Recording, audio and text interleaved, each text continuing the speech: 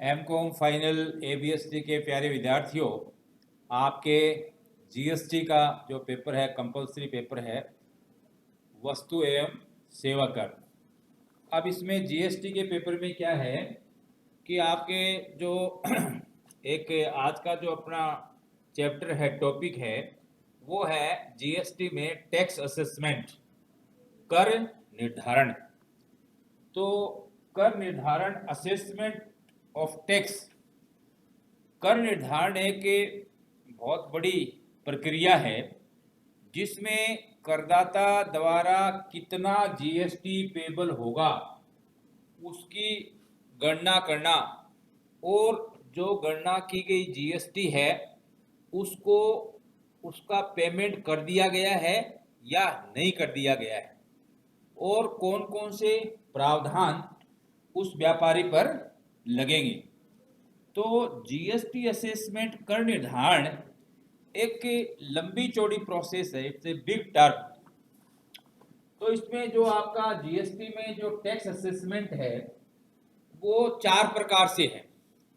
एक तो क्या है, स्वयं कर निर्धारण, सेल्फ असेसमेंट, कि भाई जो व्यापारी है जो जीएसटी के लिए टैक्स देने के लिए दायी है, वो स्वयं अपनी टैक्स विवरणी को तैयार करता है और कितनी उसकी जीएसटी बनती है, किस किस रेट से कौन कौन सा माल किस तरह से बेचा, और वो स्वयं अपनी जीएसटी की रिटर्न को फाइल करता है अपने मन से ही, सेल्फ प्रिपरेशन, और बिल्कुल निर्धारित परफॉर्मा में जैसे नियम कानून दिए गए हैं उसके हिसाब से जीएसटी की रिटर्न फाइल करता है। दूसरा जो आपका टैक्स असेसमेंट है वो अंतरिम या प्रोविजनल कर निर्धारण है। कई बार क्या होता है कि कुछ टैक्स की रेट्स को लेकर के या कुछ मेथड्स को लेकर के कुछ कंफ्यूजन व्यापारी के दिमाग में रहता है। तो व्यापारी जो है वो जीएसटी अधिकारियों को कह सकता है कि जब तक इसकी रेट्स वगैरह या मेथड जब तक क्लियर नहीं हो तो इससे दौरान आप बीच में ही जो है कुछ जीएसटी का निर्धारण कर लीजिए और जितनी बनती है उतना ले लीजिए, और जो इसमें डिफरेंस आएगा वो बाद में जब ये रेट्स वगैरह फाइनल हो जाएंगे, मेथड वगैरह फाइनल हो जाएगा, तो फिर बचा हुआ जीएसटी बाद में जमा करा दिया जाएगा। ये वो आपका अंतरिम या प्रोविजनल कर निर्धारण, इंटरिम, फाइनेंशियल ईयर के बीच में ही जीएसटी का हिसाब करना।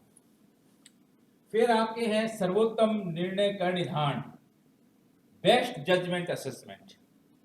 अब इसमें क्या होता है कि कई बार कुछ व्यापारी लोग जो है वो जीएसटी की रिटर्न भरते नहीं है, वो आनाकानी करते हैं, बचना चाहते हैं, और अगर कर निर्धारण अधिकारी की नज़रों में ऐसा व्यापारी नज़रों में आ जाता है और वो जीएसटी के बारे में के क्षेत्र में आता है, तो उससे पहले तो मांगा जाता है भाई तुम्हारा जो सेल्स वगैरह फिगर है तुम्हारा वो सब कुछ दीजिए है, ताकि सही उसका निर्णय किया जा सके। और जब वो सारे डॉक्यूमेंट्स को उसको उपलब्ध नहीं कराता तो जो कर अधिकारी है वो अपने सर्वोत्तम निर्णय, अपने खुद के निर्णय के आधार पे ऊपर उसके टैक्स का निर्धारण कर देता है। इसको बोलते हैं बेस्ट जजमेंट असेसमेंट। अब इसमें बेस्ट जजमेंट वाले में क्या है कि कर विवरणी फाइल न करने वालों का कर निर्धारण, कई लोग कर विवरणी जो जीएसटी की रिटर्न फाइल नहीं करते हैं उनका असेसमेंट किया जाता है। और कुछ क्या होता है, अपंजीकृत व्यक्तियों का कर निर्धारण, अनरजिस्टर्ड जो व्यापारी होते हैं उनका भी कर निर्धारण इस बेस्ट असेसमेंट में आता है।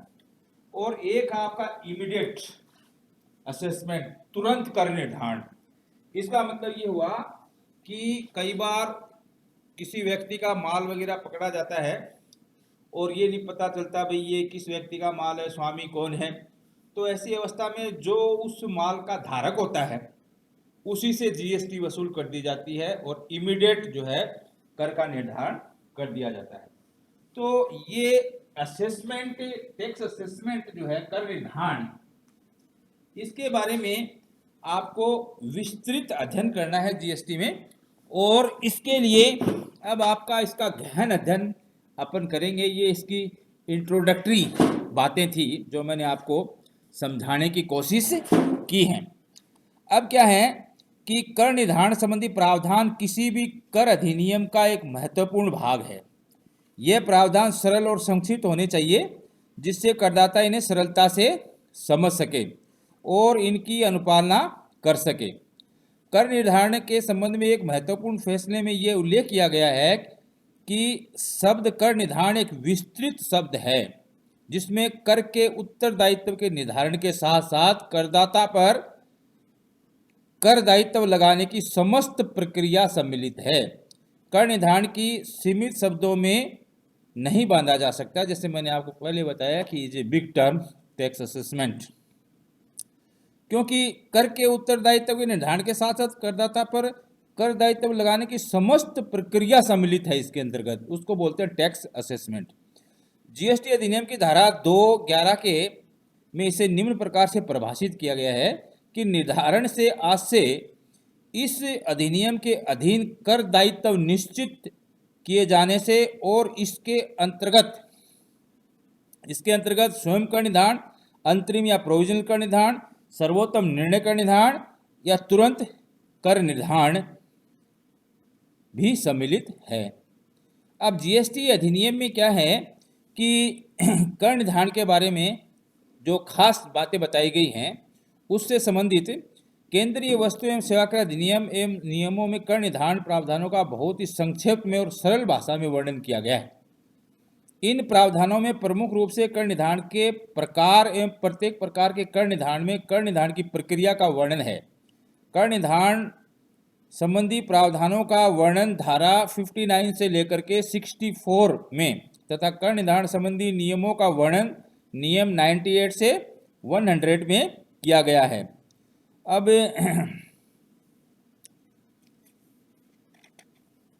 केंद्रीय वस्तु एवं सेवा कर अधिनियम में निम्न प्रकार के कर निर्धारण का वर्णन किया गया है, जिसमें मैंने आपको बताया ये स्वयं कर निर्धारण है, अंतरिम या प्रोविजनल कर निर्धारण है, सर्वोत्तम निर्णय कर निर्धारण है और विवरणियों की समीक्षा भी की जाती है। कर विवरण फाइल न करने वालों का कर निर्धारण, अपंजीकृत व्यक्तियों का कर निर्धारण, ये सर्वोत्तम निर्णय के अंतर्गत आता है। और तुरंत इमीडिएट असेसमेंट ऑफ टैक्स। तो अब इसमें क्या है कि जो पहले वाला जो अंतरिम कर निर्धारण है उस पे आज ज़्यादा प्रकाश अपन डालेंगे। तो प्रत्येक देखिए सेल्फ असेसमेंट स्वयं कर निर्धारण क्या है। प्रत्येक कर योग्य व्यक्ति इस अधिनियम के अधीन देय करों का स्वतः सेल्फ खुद कर निर्धारण करेगा और धारा 39 के अधीन उल्लेखित प्रत्येक करावधि के लिए कर विवरणी प्रस्तुत करेगा। स्वयं कर निर्धारण की पहली सीढ़ी है। प्रत्येक पंजीकृत आवेदक को अपनी जावक पूर्ति की गणना करनी होती है, निर्धारित कर दर से कर दायित्व की गणना करनी होती है और इनपुट कर जमा को घटाकर शेष कर दायित्व की अपनी कर विवरणी इंटरनेट द्वारा जमा करानी होती है। सामान्यतः कर विभाग ऐसी विवरणी को स्वीकार कर लेता है, सिवाय उन दशाओं के जब विवरणी की समीक्षा की जाए उस दशा में कर निर्धारण के अन्य प्रकारों के अनुसार कर निर्धारण किया जाता है। अब जो अंतरिम कर निर्धारण है उसके बारे में मैं आपको बता दूं कि जो प्रोविजनल टैक्स असेसमेंट है वो क्या है। जब करदाता पूर्ति का मूल्य या दर निश्चित न कर सके, जैसे मैंने आपको बताया वो अनडिसाइडेड है व्यापारी, जब कर योग्य व्यक्ति वस्तुओं या सेवाओं या दोनों के मूल्य का निश्चित करने में या उसको लागू कर की दर का निश्चय करने में असमर्थ है तो वह उचित अधिकारी को लिखित में कारणों को देते हुए अनुरोध करेगा कि वह अंतरिम आधार पर कर का भुगतान करना चाहता है और उचित अधिकारी ऐसा अनुरोध प्राप्त होने की तारीख के 90 दिन की अवधि के भीतर अंतरिम आधार पर ऐसी दर पर या ऐसे मूल्य पर जो उसके द्वारा निर्धारित की जाए कर के भुगतान की स्वीकृति प्रदान करेगा। इसको बोलते हैं अंतरिम कर निर्धारण प्रोविजनल टैक्स असेसमेंट। बॉन्ड या प्रतिभूति जमा करानी होगी। इस विधि में क्या है कि बॉन्ड या प्रतिभूति जमा करानी होगी। अंतरिम आधार पर कर के भुगतान की स्वीकृति तभी दी जाएगी जब कर योग्य व्यक्ति ऐसे प्रारूप या बॉन्ड में जो निर्धारित किया जाए और ऐसी प्रतिभूति या ऐसी प्रतिभूति के साथ जो समुचित अधिकारी उचित समझे के साथ अपना निवेदन प्रस्तुत करें। यह बॉन्ड प्रतिभू या प्रतिभूति कर योग्य व्यक्ति को अंतिम रूप से निर्धारित कर और अंतरिम रूप से निर्धारित कर की रकम के बीच के अंतर का भुगतान करने के लिए बाध्य करती है। यानी उससे एक बॉन्ड भरा लिया जाता है कि भाई अंतरिम जो आप कर दे रहे हो और फाइनल जो आपका कर जीएसटी बैठेगा उसका अंतर जो उसका पेमेंट आपको करना पड़ेगा, इसका लिए बॉन्ड भरवा दिया गया है, पहले से उसी बॉन्ड भरवा दिया गया। ठीक है। अधिकारी 6 माह में कर निर्धारण करेगा। अंतरिम कर निर्धारण में समुचित अधिकारी पहले बिंदु के अधीन जारी आदेश की सूचना की तारीख से 6 माह की अवधि के भीतर निर्धारण को अंतिम रूप देने के लिए किसी भी आवश्यक सूचना को गणना में लेने के पश्चात अंतिम निर्धारण हेतु आदेश पारित करेगा। परंतु इस उपधारा में उल्लेखित अवधि को पर्याप्त कारण प्रदर्शित करने पर और कारणों को लेखबद्ध करने पर संयुक्त आयुक्त या अपर आयुक्त द्वारा 6 माह तक की अवधि के लिए तथा आयुक्त द्वारा 4 वर्ष तक की अवधि के लिए बढ़ाया जा सकेगा। इस जो प्रोसेस है इंटरिम जो प्रोविजनल टैक्स असेसमेंट है इसकी अवधि को, यदि नियत तिथि के बाद भुगतान हो तो ब्याज भी लगेगा।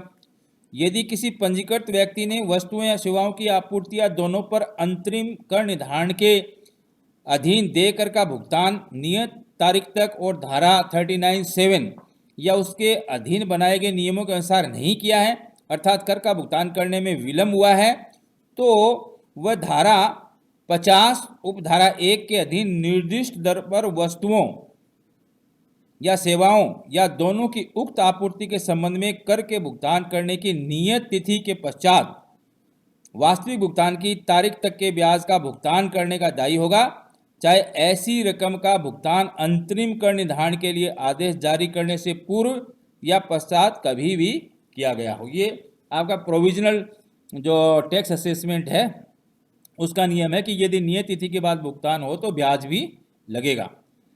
सरकार भी कर वापसी पर ब्याज देगी, किसमें? अंतरिम कर निर्धारण में। तो जब पंजीकृत व्यक्ति द्वारा धारा 54 उपधारा 8 के अधीन रहते हुए उपरोक्त उपधारा 3 के अनुसार अंतरिम कर निर्धारण के आदेश के परिणाम स्वरूप कर वापसी का हकदार हो जाता है, तब ऐसी कर वापसी पर धारा 56 में वर्णित प्रावधानों के अनुसार ब्याज का भुगतान किया जाएगा।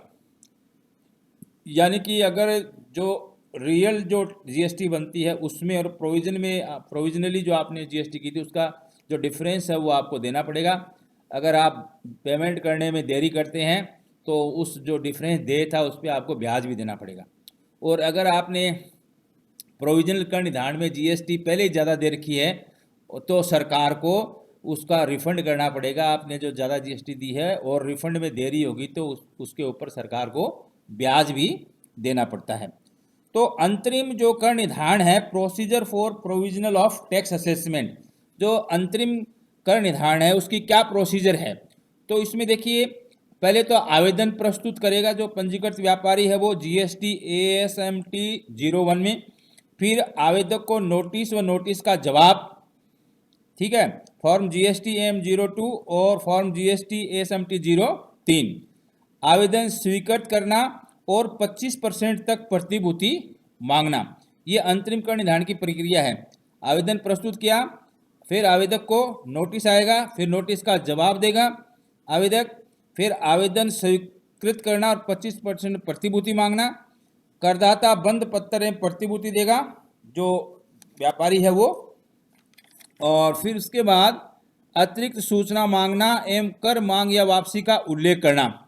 उचित अधिकारी द्वारा धारा 60(3) के अंतर्गत मूल्यांकन को अंतिम रूप देने के लिए अपेक्षित जानकारी और दस्तावेजों की मांग कर सकता है। GST ASMT 06 फॉर्म में नोटिस जारी करेगा, जिसमें फॉर्म GST ASMT 07 में पंजीकृत व्यक्ति द्वारा दे या लौटाई जाने वाले कोई रकम यदि कोई हो तो उसका उल्लेख होगा। फिर इसमें प्रतिभूति मुक्त करवाने हेतु आवेदक उपधारा 5 के अधीन आदेश जारी करने के पश्चात उपधारा 4 के अधीन प्रस्तुत प्रतिभूति को मुक्त कराने के लिए फॉर्म जीएसटी ASMT 8 में आवेदन फाइल करेगा। अधिकारी 7 दिनों में प्रतिभूति मुक्त करने हेतु आदेश देगा। अब उचित अधिकारी यह सुनिश्चित करने के पश्चात कि उप नियम 5 में उल्लेखित रकम आवेदक द्वारा भुगतान कर दी गई है, प्रतिभूति को मुक्त करेगा और उप नियम 6 के अधीन आवेदन की प्राप्ति के 7 कार्य दिवसों की अवधि के भीतर फॉर्म जीएसटी ASMT 09 में एक आदेश जारी करेगा। तो ये जो आज की जो बात मैंने आज के लेक्चर में आपको बताई है वो टैक्स असेसमेंट जीएसटी में टैक्स असेसमेंट कर निर्धारण किसे कहते हैं, कितने प्रकार का होता है, और इसमें मैंने 2 का वर्णन किया है आपके। एक तो आपके स्वयं कर निर्धारण सेल्फ असेसमेंट, और दूसरा आपको बताया अंतरिम कर निर्धारण प्रोविजनल टैक्स असेसमेंट क्या है और इसकी क्या प्रक्रिया है, इसकी क्या प्रोसेस है। तो आज के लेक्चर में बच्चों इतना ही है। अगले लेक्चर में जो बाकी के जो इसके असेसमेंट के मेथड्स हैं उनका अपन वर्णन करेंगे। Thank you very much for listening this lecture.